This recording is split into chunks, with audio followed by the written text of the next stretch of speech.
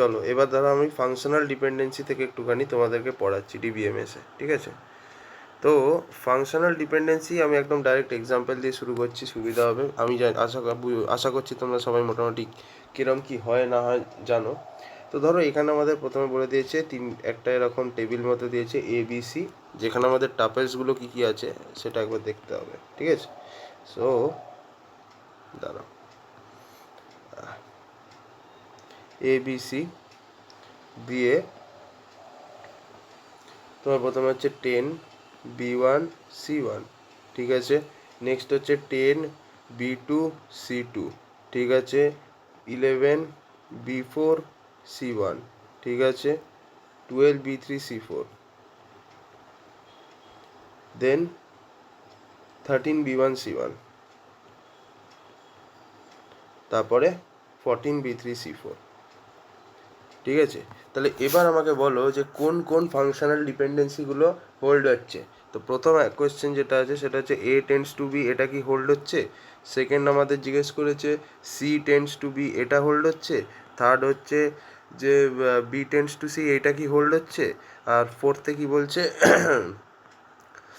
B tends two A, এটা hold হচ্ছে নাকি পাঁচে বলেছে C টেন্ডস টু A, এটা হোল্ড হচ্ছে। কোনটা হোল্ড করছে আমাকে এটা বলো। দেখো একটা জিনিস আমি যদি এখানে দেখি যে A tends two B hold করছে কিনা আগে দেখি। A টেন্ডস টু বি, দেখো 10 B1 এখানে আছে, ঠিক আছে? বাট 10-এর সাথে আবার B2 আছে, তো এটা তো হবে না। 10 B1 হলে সব জায়গায় 10 B1ই হতে হবে, মানে A যদি 10 হয় আর B যদি B1 হয় তাহলে যখনই আমি 10 লিখবো তার সাথে যেন B1ই অ্যাসোসিয়েটেড হয়। বাট এখানেই দেখো 10-এর সাথে B2 অ্যাসোসিয়েটেড আছে, তো এটা হোল্ড হচ্ছে না। B টেন্ডস টু C হচ্ছে, দেখো দেখে নিচ্ছি B1-এর সাথে C1 আছে, দেখো আবার B1-এর সাথে C1 আছে, B3-র সাথে C4 আছে, B3-র সাথে C4 আছে, B2-র সাথে C2 আছে, B4-এর সাথে C1, হ্যাঁ এখানে সবকটা ঠিকভাবেই আছে, দেখতেই পাচ্ছি আমরা। তো B tends to C hold হচ্ছে। C tends to B hold হচ্ছে কিনা দেখতে হবে। C1-এর সাথে B1 আছে, C1-এর সাথে B1 আছে, ঠিক আছে? C4-এর সাথে তোমার কি বলে আছে, কি বলে C1-এর সাথে B1 আছে দুদিকেই, দেখো C1 B1, ওকে। আচ্ছা, তারপরে C1-এর সাথে B1 আছে, ওকে। নেক্সট C1-এর সাথে B4ও আছে, দেখো C1-এর সাথে কিন্তু আবার B4ও আছে, এই তো কন্ট্রাডিক্ট করে গেলে। C1-এর থেকে আমি B1 পাচ্ছি দুবার, তাহলে আমার যতবারই C1 থাকবে তার সাথে B1ই আসা উচিত, বাট এখানে দেখো C1-এর সাথে B4 চলে এসছে, এই তো কন্ট্রাডিক্ট করে দিলে, হলো না। আচ্ছা, নেক্সট হচ্ছে B টেন্ডস টু A, এটা কি হবে? What about this thing bro? দেখো B tends two A, B tends two এতে কী হবে দেখে নিচ্ছি। B1-এর সাথে 10 অ্যাসোসিয়েটেড, তো এখানে দেখো B1-এর সাথে 10 অ্যাসোসিয়েটেড, বাট এখানে B1-এর সাথে 13 অ্যাসোসিয়েটেড, এখানেই তো কন্ট্রাডিক্ট হয়ে গেল, তো তাহলে এটা হবে না। C টেন্ডস টু A, C1-এর সাথে 10 অ্যাসোসিয়েটেড, এ দেখো C1-এর সাথে 10 অ্যাসোসিয়েটেড, বাট এখানে C1-এর সাথে 11 অ্যাসোসিয়েটেড, তো যেই এটা হচ্ছে না তার মানে কি this is also not accepted. তো just B tends to C আমাদের হোল্ড হচ্ছে। দেখো এখানে আমাদের নেক্সট কোয়েশ্চেন দিয়ে দিয়েছে, বলছে কোন ফাংশনাল ডিপেন্ডেন্সিটা হোল্ড করা যাবে না। ওকে, সো লেটস সি। প্রথম যেটা আছে B টেন্ডস টু C, এটা কি হোল্ড করা যাবে কি যাবে না দেখে নিচ্ছি। B থেকে আমি C পাচ্ছি, সো দেখো B থেকে C, 2 থেকে 3 এখানে, 2 থেকে 3 এখানে, আবার একদম ঠিক আছে। 3 থেকে 3 এখানে, হ্যাঁ ঠিকই আছে। 2 এর সাথে সবসময় 3 অ্যাসোসিয়েটেড আছে এবং 3 এর সাথে 3 অ্যাসোসিয়েটেড, কোনো অসুবিধা নেই আপাতত। সো দিস ক্যান হোল্ড, অসুবিধা নেই। নেক্সট আছে যেটা A tends to B, let's check this. A1 তাহলে B2, A4 তাহলে B2, A5 তাহলে B3, অসুবিধা নেই, সব ডিফারেন্ট ভ্যালু আছে, এটাও হোল্ড হয়ে যাবে। BC tends to A, BC tends to A, let's see. BC tends to A, তার মানে হচ্ছে 2 3 তার সাথে কে অ্যাসোসিয়েটেড 1, দেন 2 3 তার সাথে কে অ্যাসোসিয়েটেড 4, এই দেখো এইখানেই তো ভুল হয়ে গেল। 2 3-র সাথে একবার 1 অ্যাসোসিয়েট করছে, একবার 4 অ্যাসোসিয়েট করছে, এটা তো হওয়া সম্ভব না, তো তাহলে এইটা হোল্ড হবে না। BC টেন্ডস টু A, ডান। চলো এবার কিছু রুলস নিয়ে আলোচনা করব, ঠিক আছে? Rules in functional dependency. প্রথম যে রুলটা আছে সেই রুলটার নাম হচ্ছে reflexive rule. So reflexive rule আমাদের কি বলছে, ধরো আমাদের দু রকমের অ্যাট্রিবিউট আছে, একটা হচ্ছে তোমার y1 y2 করে করে আপ টিল yn একটা অ্যাট্রিবিউট আছে, আর তারপরে কি আছে সেট অফ অ্যাট্রিবিউট, আর তারপর আছে ধরো x1 x2 up till xn। এবার যদি আমরা দেখতে পাই যে y অফ n যদি সাবসেট হয় x অফ n এর, ঠিক আছে, if y of n is a subset of x of n, from there we can say that clearly that xn determines yn। তার মানে yn যদি xn এর উপরে ডিপেন্ডেন্ট থাকে, তার মানে x y কে ডিটারমাইন করছে। যেমন ধরো একটা এক্সাম্পল, ধরো y এর যে অ্যাট্রিবিউটটা আছে সেটা হচ্ছে নেম, ঠিক আছে, আর xn এর যে অ্যাট্রিবিউটটা আছে সেটা হচ্ছে নেম এবং এজ, নেম কমা এজ। তো এইখান থেকে আমরা আরামসে বুঝতে পারি যে name is a subset of this, তার মানে yn is a subset of xn। তো এখান থেকে আমরা কি ক্লিয়ারলি বলতে পারি যে তোমার xn ডিটারমাইন্স yn? হ্যাঁ, অবভিয়াসলি পারি। সো তার মানে আমরা এখান থেকে ওটা লিখতে পারি যে নেম কমা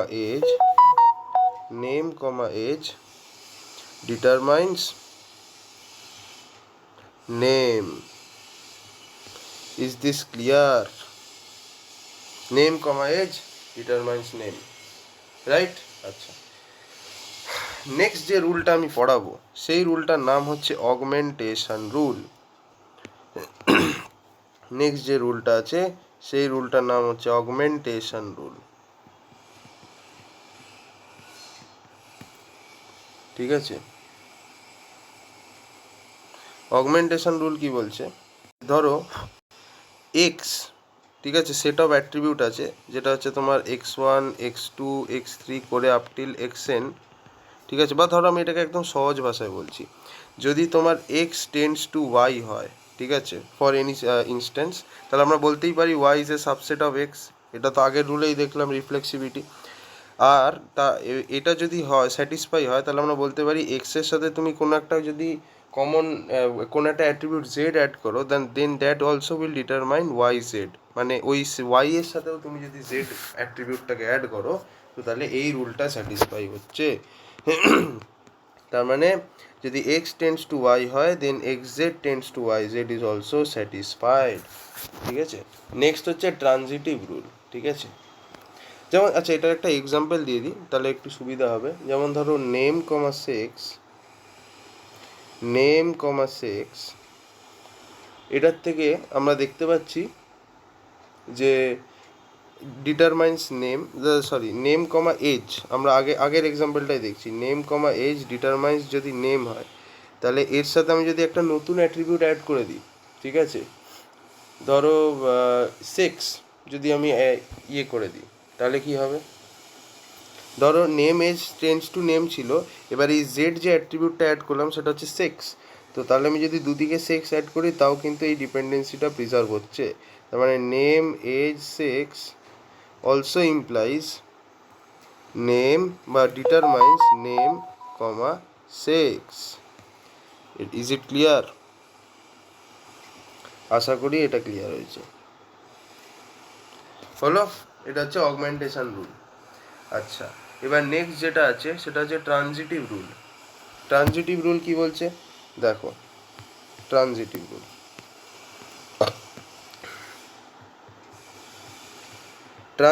রুল আমাদের কি বলছে, ট্রানজিটিভ রুল আমাদের বলছে যে ধরো এরকম আছে যে X tends to Y and Y tends to Z যদি হয়, then X will also tend to Z. বুঝতে পারছো? যদি এক্স ওয়াইকে ডিটারমাইন করে আর ওয়াই জেডকে ডিটারমাইন করে, দেন আমরা আরামসে বলতে পারি এক্স ও জেডকে ডিটারমাইন করছে, ঠিক আছে? আরও কিছু রুলস আছে, ইনফারেন্স রুল আছে, যেমন ধরো ডিকম্পোজিশন বলে একটা রুল আছে, ঠিক আছে? ডিকম্পোজিশন রুলটা কি, ফর এক্সাম্পল যদি এরকম হয়, নেক্সট ধরো একটা আমি রুল দেখাচ্ছি, এই রুলটার নাম হচ্ছে ডিকম্পোজিশন, ঠিক আছে? এই রুলটার নাম হচ্ছে গিয়ে তোমার ডিকম্পোজিশন। কি হচ্ছে এই ডিকম্পোজিশন রুলে? ডিকম্পোজিশন রুল বলছে ধরো যদি তোমার X tends to Y Z হয়, তাহলে এখান থেকে আমরা আরামসে বলতে পারি এক্স ওয়াইকেও ডিটারমাইন করছে, এক্স জেডকেও ডিটারমাইন করছে। সো এই রুলটা হচ্ছে তোমার decomposition rule. If x determines yz, then x determines y and also x determines z. For example, যদি আমি এরকম একটা এক্সাম্পল দিই, নেম যদি ডিটারমাইন করে নেম কমা এজ, তাহলে আমরা আরামসে বলতে পারি যে name can also determine name, আবার name can also determine age. So এই জিনিসটা আমরা আরামসে বলতে পারি ফ্রম দিস রুল। হলো, নেক্সট হচ্ছে ইউনিয়ন। নেক্সট যে রুলটা আছে, এই রুলটাও হেভি ইম্পর্টেন্ট রুল একটা, সেটা কি, দ্যাট ইজ ইউনিয়ন। ইউনিয়ন রুলটা কি বলছে স্যার? ইউনিয়ন রুলটা বলছে যে এরকম বলছে যে ধরো এক্স যদি ওয়াইকে ডিটারমাইন করে বা এক্স ডিটারমাইন্স ওয়াই এবং এক্স টেন্ডস টু জেড যদি হয়, তো আমরা এই দুটোর ইউনিয়ন করলে কি লিখতে পারি, X tends to Y Z. তার মানে আমি বুঝতেই পারছি ডিকম্পোজিশনের উল্টো ইউনিয়ন, ইউনিয়নের উল্টো ডিকম্পোজিশন। ঠিক আছে, সো এই রুলটাও মাথায় রাখতে হবে। এটা জাস্ট আমরা দুটোকে মার্জ করে দিলাম, আর কিছু না। ফর এক্সাম্পল আমি ধরো যদি একটা এরকম বলি যে name determines let's say age আর নেম ডিটারমাইন্স জেন্ডার, ঠিক আছে? তাহলে ইউনিয়ন রুলের অনুসারে কি হচ্ছে, name determines age comma gender. আশা করি বুঝতে পেরে গেছো, name determines what, age comma gender. হয়ে গেল, চলো ফাইন। এখনো অবধি তো মোটামুটি সব ঠিকই আছে, স্মুথলি চলছে। এবার আমাকে বলো, আমি একটা কোয়েশ্চেন দেখাচ্ছি, এবার শুরু হবে কোয়েশ্চেন। ওকে, এটা হচ্ছে আমাদের প্রথম কোয়েশ্চেন। বলো, এই কোয়েশ্চেনটা থেকে আমরা কোন রুলটা বুঝতে পারছি? এই যে ডায়াগ্রামটা দিয়ে দিয়েছে, ঠিক আছে, এই ডায়াগ্রামটা থেকে আমরা কোন রুলটা বুঝতে পারছি, মানে কোন রুলটাকে এটা রিপ্রেজেন্ট করছে? চারটে অপশান আছে, ইনক্লুশন নাকি ট্রানজিটিভিটি নাকি অগমেন্টেশন নাকি ইউনিয়ন। দেখো এখান থেকে আমরা কি দেখতে পাচ্ছি, তিনটে রিলেশনাল স্কিমা আছে বা তিনটে আছে অ্যাট্রিবিউট, কি বলবো, ধরে নাও টেবিল, এটা একটা এক্স টেবিল, একটা ওয়াই টেবিল, একটা জেড টেবিল। তো ধরো এক্সের সাথে আমি দেখতে পাচ্ছি ডাইরেক্টলি ওয়াই এর একটা ডিপেন্ডেন্সি আছে, মানে এক্স ওয়াইকে ডিটারমাইন করছে, এক্স টেন্ডস টু ওয়াই, ঠিক আছে। আচ্ছা, এবার দেখো এই যে বড় জিনিসটা দেখছে, এই বড় জিনিসটা কি, এটা হচ্ছে বেসিক্যালি তোমার এক্স আর জেড এর মিক্সচার।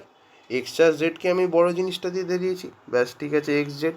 আর এই বড় জিনিসটা কি গো, এই বড় জিনিসটা হচ্ছে ওয়াই আর জেডকে মিশিয়ে বানিয়েছি। তো এবার আমি দেখতে পাচ্ছি এই বড় জিনিসটা আর এই বড় জিনিসটা, এই দুটোর মাঝখানেও দেখো একটা ডিপেন্ডেন্সি সাইন আছে। তার মানে কি বুঝতে পারলাম আমি, যে X Z also determines Y Z, এটাই বলতে চাইছে। তো তাহলে এক্স টেন্ডস টু ওয়াই এবং X Z determines Y Z, মানে কি, অগমেন্টেশন রুল। তো এই ডায়াগ্রাম থেকে আমরা অগমেন্টেশন রুল পাচ্ছি, ঠিক আছে। আচ্ছা, এবার নেক্সট আমাদের যেটা আছে সেটা হচ্ছে ক্লোজার। এবার এবার শুধু কোয়েশ্চেন চলবে, ঠিক আছে, এবার কোয়েশ্চেন চলবে এবং আমরা ফাংশনাল ডিপেন্ডেন্সিকে এরকমভাবেই শেষ করব। তো দেখো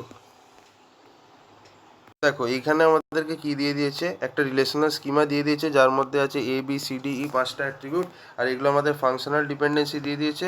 আমাকে বি এর ক্লোজার বার করতে হবে। তো ঠিক আছে, তাহলে বি এর ক্লোজার আমি যদি বার করি, সবার আগে কি আসবে, বি এর ক্লোজারে বি তো আসবেই। এবার দেখো বি ডি কে ডিটারমাইন করছে না করছে, তাহলে আমি তার জন্য ডিও লিখতে পারি। আচ্ছা, আর কিছু করা যাবে না স্যার, এই অবধি হবে, এর বাইরে যাওয়া যাবে না। বেশ বেশ বেশ, ঠিক আছে। আচ্ছা, নেক্সট আমাদের যেটা বলছে যে দেখো এটা হচ্ছে নেক্সট কোয়েশ্চেন। আমাদের একটা রিলেশনাল স্কিমা দিয়ে দিয়েছে যার মধ্যে 6টা অ্যাট্রিবিউট আছে, A B C D E F. এবার আমাদেরকে ফাংশনাল ডিপেন্ডেন্সিগুলোও দিয়ে দিয়েছে, আমায় বার করতে হবে এ বির ক্লোজার। তো দেখো এ বির ক্লোজার আমি যদি বার করি, তো এ বির ক্লোজারে সবার আগে এ তো থাকবেই, বি তো থাকবেই। এবার দেখো এ বি থেকে আমি কি পাচ্ছি, এ বি থেকে সি পাচ্ছি, তো তাহলে আমি সি পেয়ে গেলাম। তো দেখো এখন আছে এ বি আর সি। এবার দেখো বিসি আমার কাছে আছে, তাই তো, দেখো বিসি থেকে আমি কি পাচ্ছি, এডি পাচ্ছি, তো তাহলে ডিও চলে আসছে। ওকে, এবার দেখো ডি থেকে আমি কি পাচ্ছি, ই পাচ্ছি, তো তাহলে আমি ডি থেকে ইও পেয়ে গেলাম। আর কিছু পাচ্ছি কি না, আর তো কিছু পাচ্ছি না। সো এ বির ক্লোজার হচ্ছে দিস থিং। ওকে, চলো এবার নেক্সট হচ্ছে আচ্ছা, এখানে আমাদেরকে দুটো সেট অফ ফাংশনাল ডিপেন্ডেন্সি দিয়ে দিয়েছে। আমাকে জিজ্ঞেস করেছে is F equivalent to G or not. আমাকে এইটা জানতে চেয়েছে যে এফ কি জি এর সাথে ইকুইভ্যালেন্ট কি না, এইটা আমাকে জানতে চেয়েছে। তো এটা কি করে করবো, দেখো আমাকে দুটো ফাংশনাল ডিপেন্ডেন্সি সেট দিয়েছে। এটা হচ্ছে B tends to CD, AD tends to E, B tends to A. ঠিক আছে, তাহলে দেখো আমি আগে এফ এর সেটটা লিখে নিই। এফ এর ফাংশনাল ডিপেন্ডেন্সিগুলো কি আছে, B tends to CD, AD tends to E, আর কি আছে বি টেন্স টু এ। এটা নেক্সট আমাদের দিয়েছে জি। জিতে কি বলছে, আমাদের আছে বি টেন্স টু সিডিই, ঠিক আছে, দিয়ে তারপর কি বলছে বি টেন্স টু এবিসি, আর কি আছে এডি টেন্স টু ই। তো দেখে নিচ্ছি এই দুটো ইকুইভ্যালেন্ট কি না। এটা দেখার জন্য আমি কি দেখছি, basically B tends to C D, তার মানে কি পাচ্ছি আমি বি থেকে সি আর ডি পাচ্ছি। ঠিক আছে, তার মানে বি সি আর ডিকে ডিটারমাইন করতে পারছে। এখানেও দেখো বি কিন্তু সি আর ডিকে ডিটারমাইন করতে পারছে, তাই না? B tends to C, B tends to D, B tends to E, তার মানে কি বি এদিকেও সিডিকে ডিটারমাইন করতে পারছে, এদিকেও সিডিকে ডিটারমাইন করতে পারছে। বুঝতে পেরেছো? এবার দেখো A D tense to E, তার মানে কি এ ডি তোমার ই কে ডিটারমাইন করতে পারছে। আচ্ছা, এখানেও কিন্তু এডি টেন্স টু ই ছিল, ঠিক আছে, এখানেও কিন্তু এডি ই কে ডিটারমাইন করতে পারছে। ঠিক আছে, সিমিলারলি এখানে দেখো বি এ কে ডিটারমাইন করতে পারছে, এখানে বি এ কেও ডিটারমাইন করতে পারছে, বি কেও ডিটারমাইন করতে পারছে, সি কেও ডিটারমাইন করতে পারছে। সো তাহলে আমি দেখতেই পাচ্ছি এখানে কিন্তু এ এখানে যজনকে ডিটারমাইন করতে পারছে, এ এখানেও তজনকেই ডিটারমাইন করতে পারছে। সো আমরা বলতে পারি is F equivalent to G, the answer is obviously yes, অবশ্যই।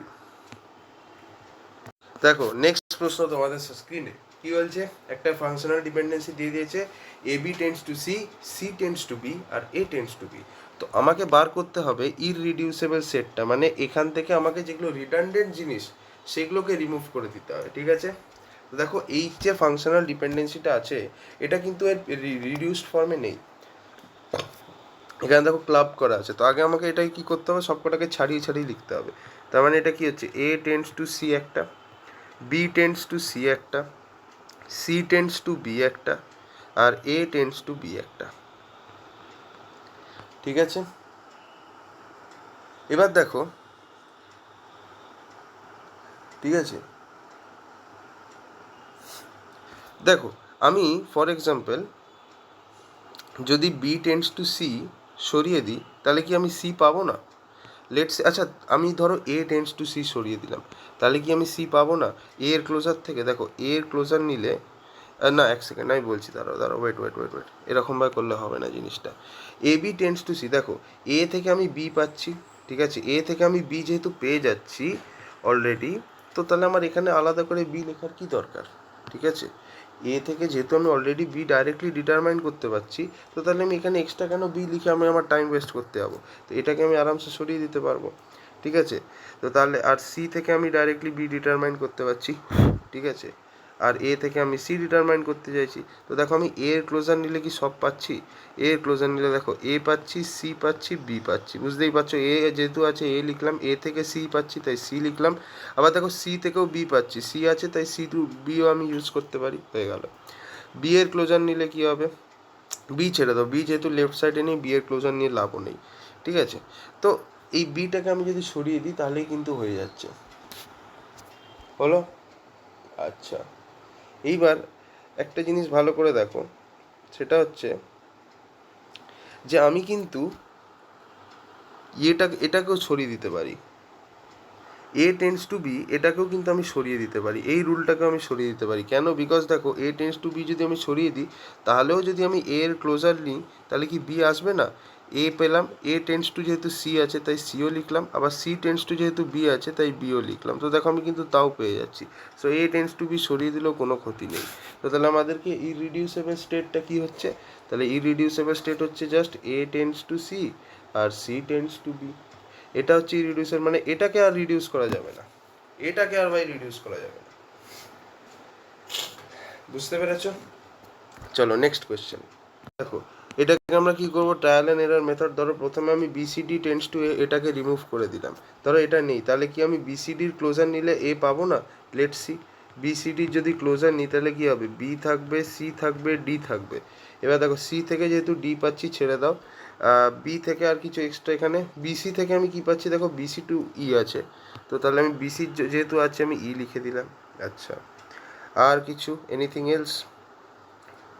না পাচ্ছি না, আমরা কিন্তু এ কিছুভাবেই পাচ্ছি না এই রুলটা ইউজ না করে, তো তাহলে এটা ইউজ করলে হবে না, তাই তো?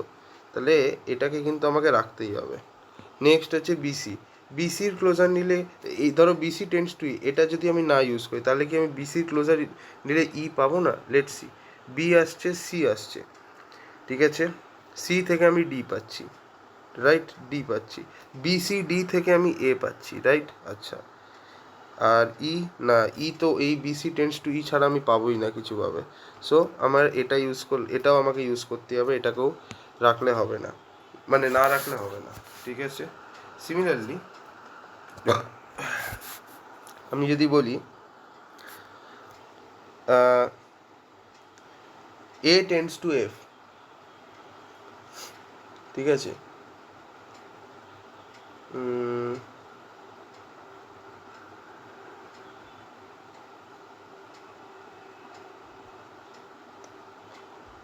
এবার দেখো এখানে এ টেন্স টু এফটাকে আমি যদি সরিয়ে দিই তাহলে কি আমি এফ আনতে পারবো? লেটস সি, এর যদি ক্লোজার নিই তাহলে এ আসছে জি আসছে,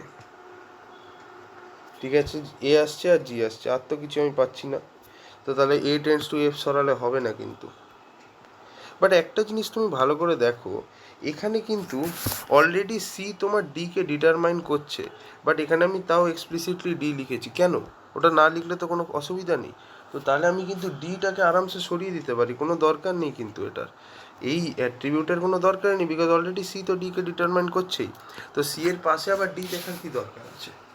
ঠিক আছে, ভালো কথা, এটা হলো।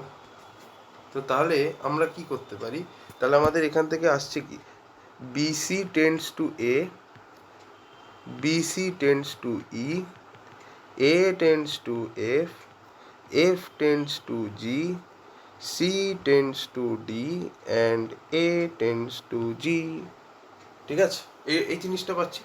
তাহলে যদি আমরা এটা পাই, এটাকে এবার আমরা ক্লাবিং করতে পারি, বিসি আর এই এটাকে আমরা একসাথে জুড়তে পারি, তাহলে BC tends to A E, A tends to F, F tends to G, C tends to D, আর এ টেন্ডস টু জি। এটা হচ্ছে আমাদের minimal cover, this is my minimal cover, বুঝতে পেরেছো?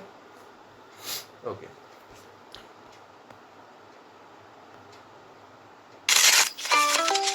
তো দেখো এখানে আমাদের কি করতে বলেছে, আমাকে এখানে ক্যান্ডিডেট কিটাকে বার করতে বলেছে, ঠিক আছে।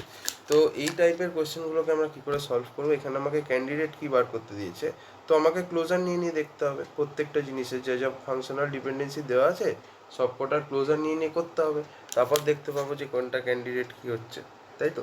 তাহলে প্রথমে আমি দেখছি এখান থেকে একটা জিনিস আমি দেখতে পাচ্ছি, এগুলো মানে যত করবে বুঝতে পারবে, দেখো এখানে কিন্তু আমার একটা অ্যাট্রিবিউট তিনটে অ্যাট্রিবিউটকে ডিটারমাইন করছে, তো এটার ক্লোজার একবার আমরা নিয়ে দেখতে পারি, কে বলতে পারে হয়তো হয়ে গেল, তো ডি এর ক্লোজার নিলে আমি কি পাচ্ছি, ডি পাচ্ছি, এ ই আর এইচ তো পাচ্ছি, হয়ে গেল। এরপর দেখো এরপর কি আছে, ডিএইচ থেকে কিন্তু আমি বিসি পাচ্ছি, দেখো আমার ডিও আছে এইচও আছে, তো ডিএইচের জন্য আমি বি আর সি পেয়ে যাচ্ছি, বেশ ভালো। নেক্সট আমাদের কি আছে বলো, আর কিছু আছে কি? ডিএইচ থেকে বিসি পাচ্ছি, এবার দেখো এও আছে বিও আছে এইচও আছে, A B H tends to BD, A আছে বি আছে এইচ আছে, তিনটের থেকে আমি বিডি পাচ্ছি, তো বি তো অলরেডি আছে, ডিও আছে, লাভ নেই কিছু, A B C D E H, দেখো আমি সব কটাই পেয়ে গেলাম, আর কিছু লাগবে না, এই কটাই ছিল আমাদের, হয়ে গেল। আচ্ছা, নেক্সট লেটসে আমি আর কোনো ক্যান্ডিডেট কি হতে পারে দেখছি, তো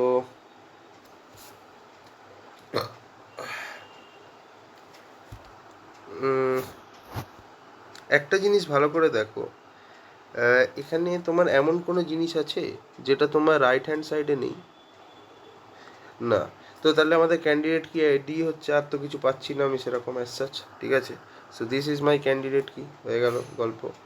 নেক্সট দেখছি, নেক্সট কোয়েশ্চেন। তো দেখো এইখানে আমাদের কোয়েশ্চেনটা দিয়ে দিয়েছে, রিলেশনাল স্কিমা দিয়ে দিয়েছে, কিছু ফাংশনাল ডিপেন্ডেন্সি দিয়ে দিয়েছে, তার আমাকে প্রত্যেকটা ক্যান্ডিডেট কি বার করতে হবে, আর তারপর জিজ্ঞেস করেছে যে হাউ মেনি সুপার কিজ আর দেয়ার। ঠিক আছে, তো দেখো আরামসে আমরা করতে পারি। প্রথমে ক্যান্ডিডেট কি এ বির closure now.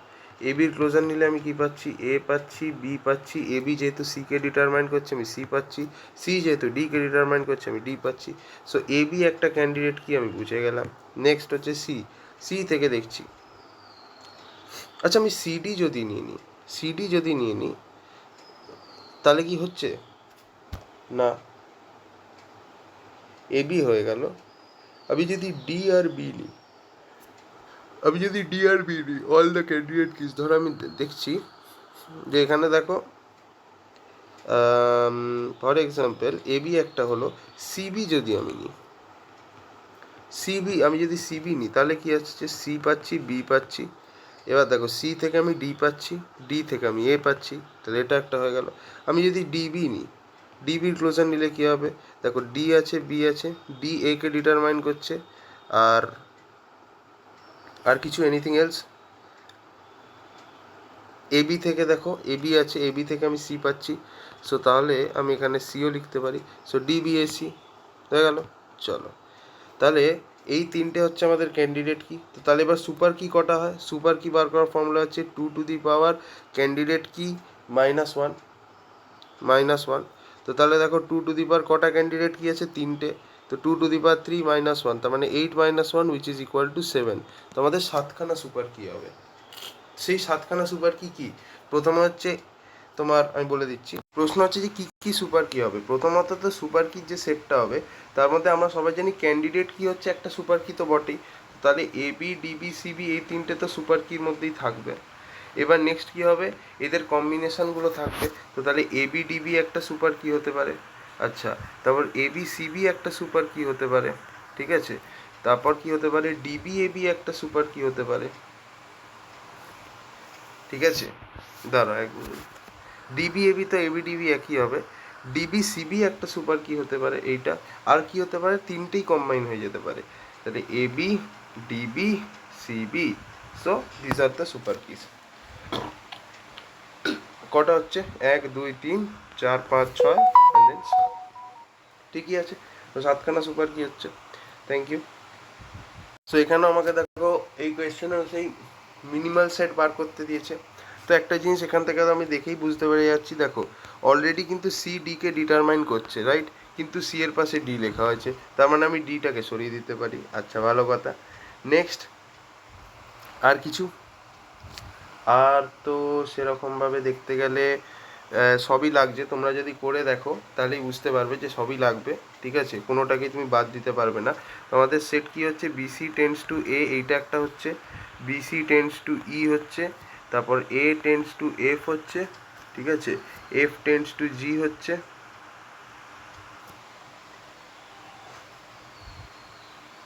F tends to জি হচ্ছে, আচ্ছা একটা জিনিস আমাকে বলো, A tends to F, F tends to G, তাই তো, তো তাহলে A tends to F, F tends to G যদি থাকে, তো তাহলে আর এ টেন্স টু জি লেখার কি প্রয়োজন, ঠিক আছে, এ টেন্স টু জি লেখার প্রয়োজনটা কি, আমি তো ডাইরেক্টলি এর ক্লোজার যদি নিই, আমি যদি এটাকে সরিয়ে দিই তাহলে কি হবে, আমি কি জি পাবো না, এ থেকে এফ পাচ্ছি, তাহলে এ আর এফ লিখলাম। এবার দেখো এফ টেন্স টু জি আছে, তাহলে এফ এর পরে আমি জি লিখে দিলাম, তো আমি তো পেয়ে গেলাম। এ টেন্স টু জি যদি নাও থাকে তাও আমার কোনো সমস্যা নেই, তো তাহলে এ টেন্স টু জিকে আমি রিমুভ করে দিলাম। আচ্ছা সি টেন্স টু ডি যদি আমি না নিই তাহলে কিন্তু আমি কোনো মতেই ডি জেনারেট করতে পারবো না, এ টেন্স টু ডি চলে গেল, তাহলে এ টেন্স টু এফ হয়ে গেল, এফ টেন্স টু জি হয়ে গেল, আর সি টেন্স টু ডি হয়ে গেল। সো এইটা হচ্ছে আমাদের ইরিডিউসেবল সেট বা মিনিমাল সেট। এবার তুমি এই দুটোকে ক্লাবিং করে বিসি টেন্স টু এই লিখতেই পারো, সেটা তোমার ব্যাপার। তো এইভাবে আর কি তুমি বার করতে পারবে, ঠিক আছে। আরও কোয়েশ্চেন করবো, টেনশন নেই, প্রচুর আছে।